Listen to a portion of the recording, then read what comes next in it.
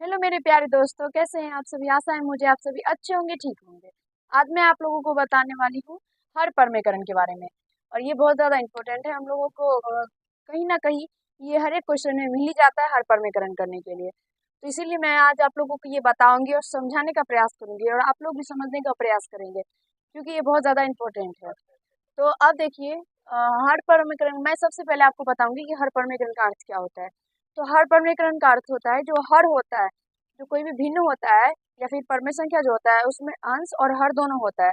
तो जो हर होता है उसको परमेय परिमेय संख्या बनाना, परमेय बनाना, वही हर परमीकरण होता है।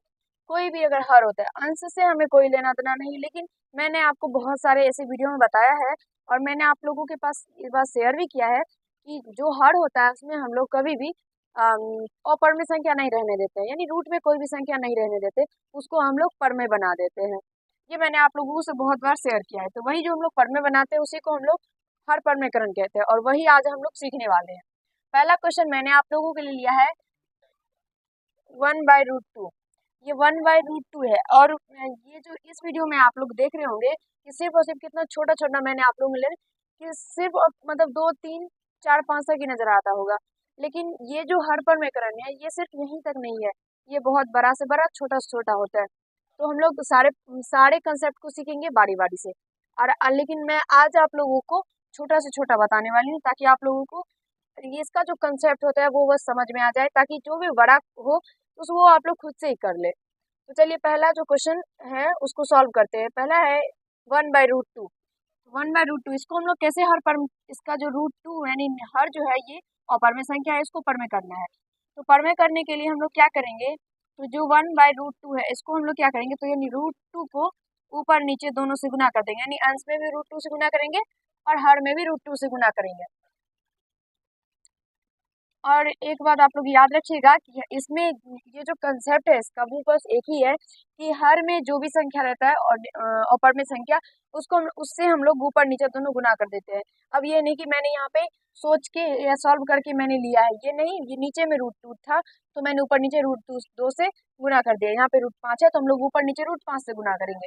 चलिए अब एक को √2 से गुना करेंगे तो √2 बटे में √2 को √2 से गुना करेंगे तो यहाँ पे 2 होगा। ये कंसेप्ट आप सभी को पता ही होगा, और मैंने भी आप लोगों को बताया इसका आंसर इतना ही हो जाएगा। मैंने पहले ही कहा था कि अंश से हमें कोई लेना देना नहीं है, लेकिन हर में सिर्फ और सिर्फ परमेय संख्या होना चाहिए।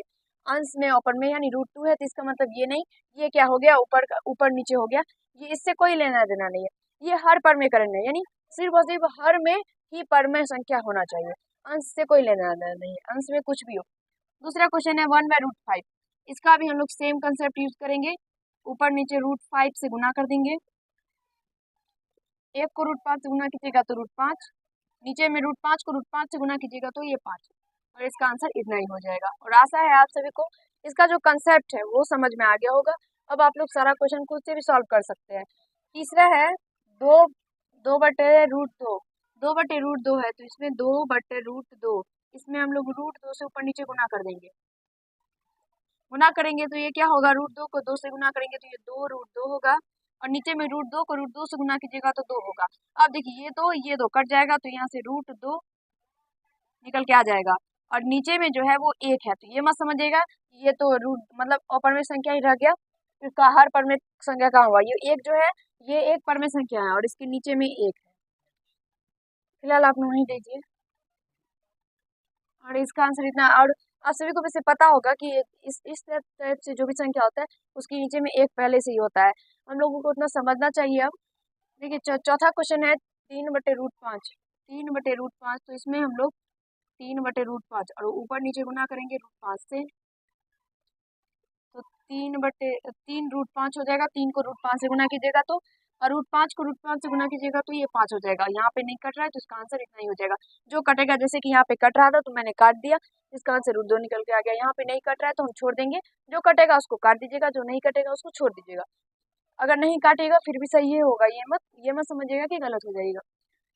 पांचवा जो क्वेश्चन है वो है 1/2√2। इसमें हम लोग क्या करेंगे, तो 1/2√2, तो इसमें हम लोग क्या करेंगे, ऊपर नीचे √2 से गुना करेंगे, क्योंकि मैंने पहले ही कहा था नीचे में जो भी अपरमेय संख्या होगा उससे हम लोग ऊपर नीचे गुना करेंगे। ये दो जो है, ये दो एक परमेय संख्या है, इसलिए हम लोग क्या करेंगे, तो सिर्फ और सिर्फ अपरमेय संख्या यानी जो रूट 2 है उससे ऊपर नीचे गुना करेंगे। आशा है ये समझ में आप लोगों को आ गया होगा। तो यहाँ से देखिए रूट 2 को जब 1 से गुना कीजिएगा तो ये रूट 2 होगा। नीचे में देखिए, नीचे में क्या है, तो 2 रूट 2 गुना रूट 2 है। तो यहाँ से देखिए 2 को 1 से गुना कीजिएगा तो 2, और यहाँ से 2 को रूट 2 से गुना कीजिएगा तो 2, और ये दोनों को गुना कीजिएगा तो ये 4। तो यहाँ से नीचे में 4 हो गया। आशा है ये जो आप मैंने नीचे में जो गुना किया वो आप लोगों को समझ में आ गया होगा, दिक्कत नहीं हुआ होगा, और इसका आंसर इतना ही हो जाएगा। छठा जो क्वेश्चन है वो है 5/2√3। 5/2√3 इसको हम लोग ऐसे ही करेंगे, सेम टू सेम कंसेप्ट। 2√3 ऊपर नीचे √3 से गुना करेंगे, क्योंकि ये जो 2 है वो एक परमेय संख्या है, तो यहाँ पे अपरमेय संख्या जो है वो एक √3 ही है, तो इसलिए √3 से ऊपर नीचे गुना करेंगे। 5 के साथ √3 को गुना कीजिएगा तो 5√3 होगा। नीचे में ये 2 गुना √3 को √3 से गुना कीजिएगा तो 3, 3 दूना 6, तो नीचे में 6 हो जाएगा। इसका आंसर इतना ही हो जाएगा, और मुझे आशा है समझने में दिक्कत नहीं हो रहा होगा, और ये छोटा मोटा कंसेप्ट है, ये आप सभी को समझ में आता ही होगा। एक सेकेंड में मार्कर थोड़ा चेंज कर रही हूँ, कलर नहीं सिर्फ मार्कर चेंज कर रही हूँ। और इसमें जो है मैंने आप लोगों के लिए हर टाइप का क्वेश्चन लिया, छोटा से छोटा। यहाँ पे देखिए सबसे ये डिफरेंट है, ये भी उसके बाद वैसा ही है। फिर धीरे धीरे जैसे जैसे आप लोग आगे बढ़िएगा, हर टाइप आप लोगों को इसमें मिल जाएगा, ताकि आप लोगों को इसमें कोई भी प्रकार का दिक्कत ना बचे। इसलिए आप लोग अच्छे से समझने का प्रयास कीजिएगा। नीचे में यहाँ पे देखिए अगला क्वेश्चन यानी 7 नंबर क्वेश्चन, 6/3√3। तो 6/3√3 इसमें हम लोग 6/3√3 इसमें हम लोग ऊपर नीचे √3 से गुना करेंगे, तो यहाँ पे 6√3 हो जाएगा। इसके साथ जब √6 के साथ √3 को गुना कीजिएगा तो, और नीचे में जो है वो 3 3 9 हो जाएगा, क्योंकि देखिए 3 गुना √3 को √3 से गुना कीजिएगा तो 3, अब दोनों को गुना कीजिएगा तो 9। अब यहाँ देखिए ये 6 कटेगा, 3 दूना 6, 3 3 9, 2√3/3। इसका आंसर इतना ही हो जाएगा, और मुझे आशा है आप लोगों को समझने में दिक्कत नहीं हो रहा होगा, आराम से खोपड़िया में जा रहा होगा। अगला क्वेश्चन देखिए 8 नंबर है 1/3√2। तो 1/3√2 इसमें हम लोग ऊपर नीचे √2 से गुना करेंगे। ये तो आप लोगों को समझ में आ ही रहा होगा कि नीचे में जब 3√2 है तो हम लोग सिर्फ और सिर्फ √2 से क्यों गुना करते हैं, क्योंकि ये 3 जो है वो एक परमेय संख्या है, और ये हर परमेयकरण में है, जो नीचे में अपरमेय संख्या होगा उससे ही हम लोग केवल ऊपर नीचे गुना करेंगे। इसलिए हम लोग 3 से नहीं कर रहे हैं, ये √2 से कर रहे हैं, क्योंकि ये √2 जो है वो एक अपरमेय संख्या है। अब 1 के साथ √2 को गुना कीजिएगा तो ये √2 होगा, नीचे में गुना कीजिएगा तो 3 दूना 6 होगा। 3 गुना √2 को √2 से गुना कीजिएगा तो 2, दोनों को गुना कीजिएगा तो 6, और इसका जो आंसर है वो √2/6 ही हो जाएगा। अगला क्वेश्चन देखिए जो 9 नंबर है वो है √3/√2।